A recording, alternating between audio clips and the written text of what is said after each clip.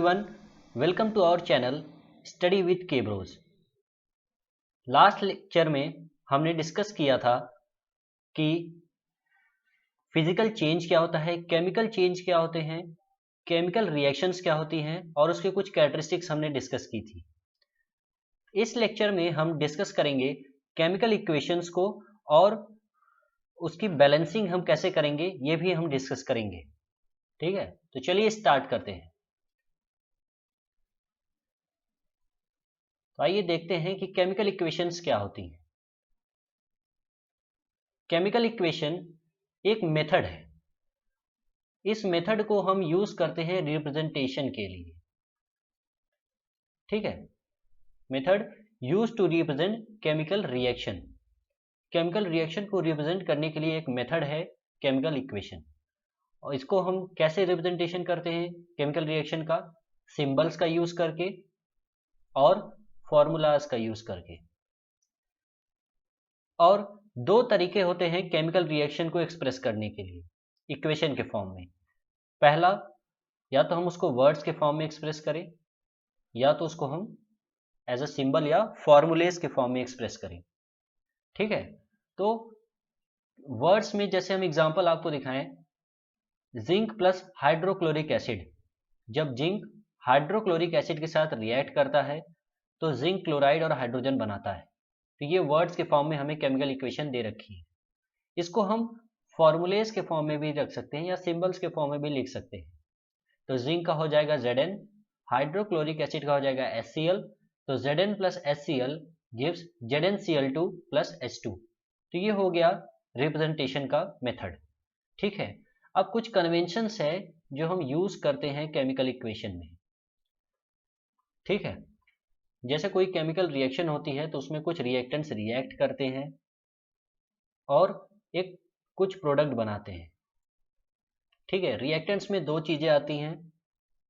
मान लीजिए रिएक्टेंट्स में ए दे रखा है और बी दे रखा है। ए और बी रिएक्ट करके सी और डी बना रहे हैं। लेट सपोज अभी हम कोई हाइपोथेटिकल सिचुएशन ले रहे हैं यहाँ पर। ठीक है, तो क्या क्या कन्वेंशंस यूज होती हैं इसमें?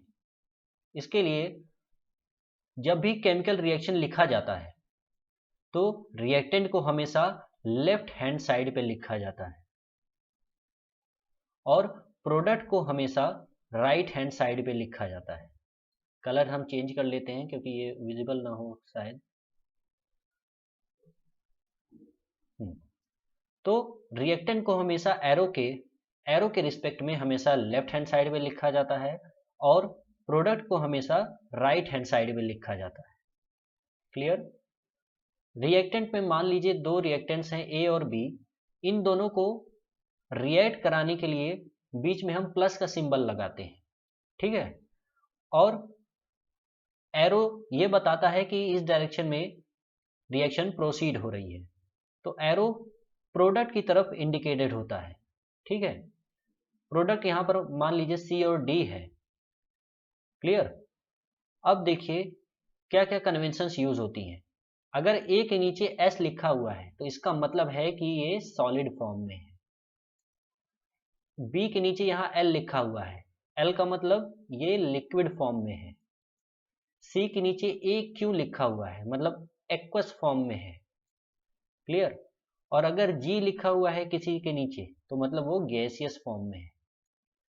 ओके, और एरो के ऊपर देखिए हम मैंने हीट लिखा हुआ है और यहाँ पर एक ट्रायंगल बनाया हुआ है छोटा सा। इसको ट्रायंगल नहीं बोलेंगे, इसको डेल्टा बोलते हैं। तो ये डेल्टा क्या है? सिंबल है हीट का।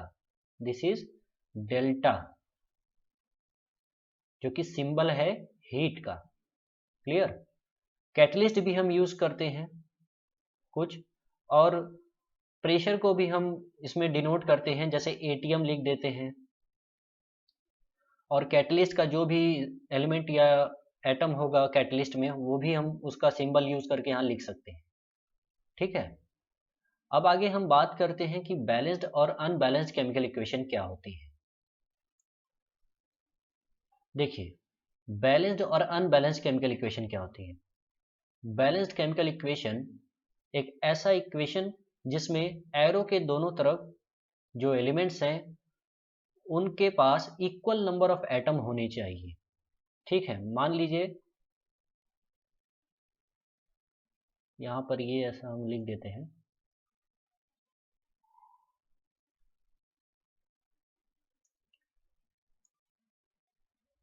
ए बी, ठीक है।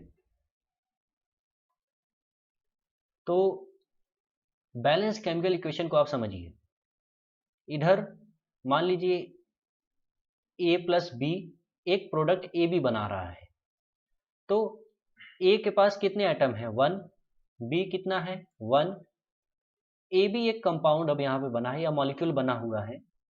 तो जब दोनों के पास इक्वल नंबर ऑफ एटम होंगे तो ये बैलेंस केमिकल इक्वेशन कहलाएगा। इसको कैसे चेक करते हैं, इसको हम एग्जांपल से आपको समझाएंगे। अनबैलेंस केमिकल इक्वेशन क्या होते हैं, जब अनइक्वल नंबर ऑफ एटम अगर प्रेजेंट है एरो के दोनों तरफ, तो उसे हम अनबैलेंस केमिकल इक्वेशन कहते हैं। अब आइए हम इसको एग्जांपल से समझते हैं। पहला एग्जांपल आप देखिए,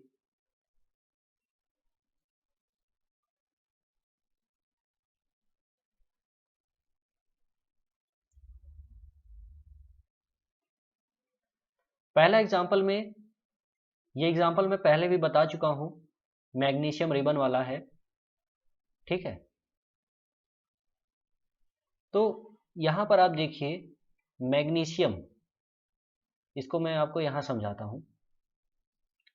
एरो के लेफ्ट हैंड साइड में यहां लिख रहा हूं LHS और RHS एरो के राइट हैंड साइड का है।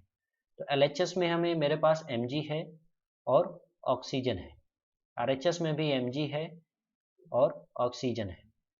तो LHS में Mg कितना है, Mg के आगे 2 लिखा हुआ है, तो मतलब Mg कितना है 2, लेफ्ट हैंड साइड पे, समझिएगा। ऑक्सीजन कितना है लेफ्ट हैंड साइड में 2 है, ठीक है। अब राइट हैंड साइड पे इसको देखते हैं, अगर इक्वल मिला तो ये बैलेंस्ड केमिकल इक्वेशन होगा, अगर अनइक्वल मिला तो ये अनबैलेंस्ड केमिकल इक्वेशन कहलाएगा।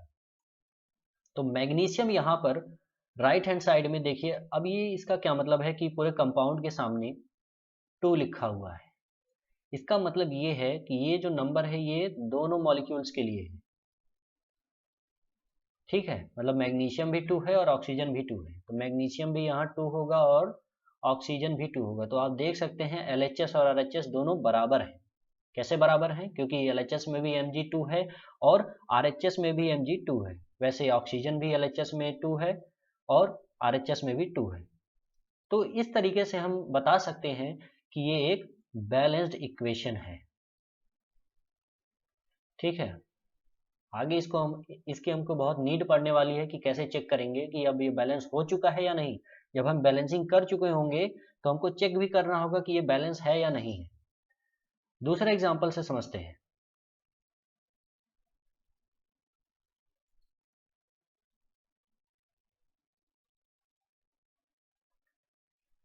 इसमें जो दूसरा एग्जांपल है, LHS में हमको दे रखा है हाइड्रोजन और ऑक्सीजन, RHS में भी वही होगा, हाइड्रोजन और ऑक्सीजन।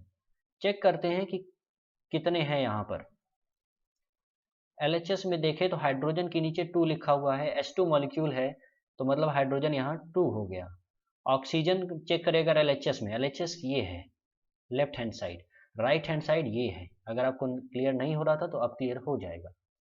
ऑक्सीजन यहाँ पर देखिए लेफ्ट हैंड साइड पे भी 2 है, राइट हैंड साइड पे अब देखेंगे तो राइट हैंड साइड पे हाइड्रोजन के नीचे सिर्फ 2 लिखा हुआ है, ठीक है। तो मतलब केवल यहाँ पर हाइड्रोजन 2 है और ऑक्सीजन के नीचे कुछ नहीं लिखा हुआ है और कोएफिशिएंट में भी कुछ नहीं लिखा हुआ है, तो इसको हम 1 मानेंगे, ठीक है, 1 कंसीडर करके चलेंगे।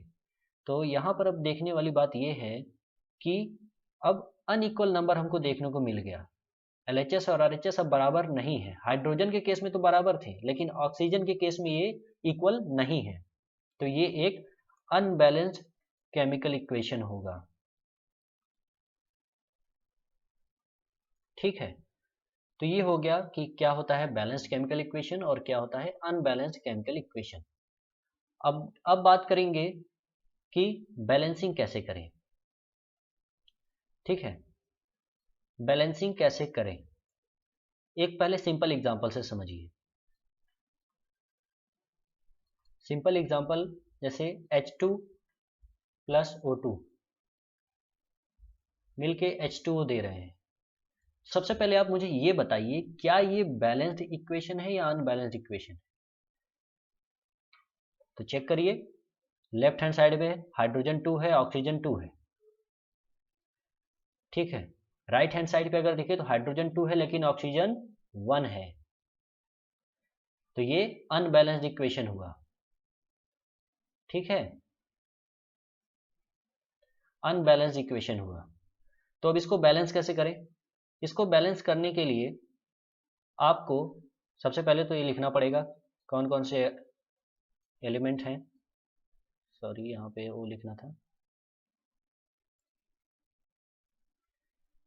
तो यहाँ पर हाइड्रोजन 2, ऑक्सीजन 2, और यहाँ पर हाइड्रोजन 2 लेकिन ऑक्सीजन 1। तो इसको बैलेंस करने के लिए हमको ऑक्सीजन, राइट हैंड साइड पे जो ऑक्सीजन है इसको 2 बनाना पड़ेगा। तो इसको 2 मल्टीप्लाई करेंगे और ये 2 हमको इक्वेशन में भी लिखना पड़ेगा। तो H2 plus O2 gives H2O था, हमने राइट हैंड साइड में बदलाव किया है, ऑक्सीजन को 2 से मल्टीप्लाई किया है। तो हम ये गलती नहीं करेंगे कि नीचे 2 लिख दें, यहाँ पर हमको 2 नहीं लिखना है, 2 हमको यहाँ पर लिखना है। तो हम यहाँ 2 लगाएंगे, ठीक है, न कि यहाँ पर। तो ये गलती आपको नहीं करनी है। तो यहाँ जैसे ही मैंने 2 लगाया तो ये 2 मैंने बताया था दोनों मॉलिक्यूल्स पे जाता है। तो हाइड्रोजन यहाँ पर 2 × 2 हो गया, तो ये 4 हो गया। इसकी वजह से ये LHS में चेंजेस आ गए, मतलब LHS इससे कम हो गया, तो LHS को भी इक्वल करना पड़ेगा। तो LHS को इक्वल करने के लिए यहाँ पे भी 2 से मल्टीप्लाई कर देंगे। तो इस 2 को अब हमें इक्वेशन में लिखना पड़ेगा। तो इक्वेशन में हम यहाँ पे लेफ्ट हैंड साइड में बदलाव किए हैं, तो लेफ्ट हैंड साइड में ही लिखेंगे 2 के आगे, नीचे कभी भी नहीं लिखते हम। जब भी हम मल्टीप्लाई करेंगे हम कोएफिशिएंट में ही लिखेंगे, ये बात आप ध्यान रखें। तो फाइनल इक्वेशन हमारा क्या हो जाएगा? 2H2 plus O2 gives 2H2O। तो ये हो गया फाइनल बैलेंस्ड केमिकल इक्वेशन। आप चेक कर सकते हैं ये बैलेंस्ड है, ठीक है। कैसे चेक करेंगे? आप एरो के नीचे एक लाइन खींचेंगे, इसके एलिमेंट्स यहाँ लिखेंगे, इसके एलिमेंट्स यहाँ लिखेंगे और उसके नंबर लिखेंगे। अगर नंबर इक्वल आ रहे हैं तो ये बैलेंस्ड केमिकल इक्वेशन होगा। क्लियर? नहीं अगर हो रहा है इक्वल तो आप उसको मल्टीप्लाई करके कोएफिशिएंट में उसका नंबर लिख के बैलेंस कर सकते हैं। एक दूसरा एग्जांपल देखते हैं जो कि जनरली हमको ऐसा देखने को मिलता है क्वेश्चन, जो कि वर्ड्स के फॉर्म में दिया है। मैंने आपको बताया था कि केमिकल इक्वेशन को 2 तरीकों से हम रिप्रेजेंट करते हैं, एक वर्ड्स के फॉर्म में और एक सिंबल्स के फॉर्म में या फॉर्मूले के फॉर्म में। तो यहाँ पे एग्जांपल आप समझिए, दूसरा एग्जांपल है iron plus steam gives iron oxide plus hydrogen. तो इसको मैं फिर से आपको समझाऊंगा।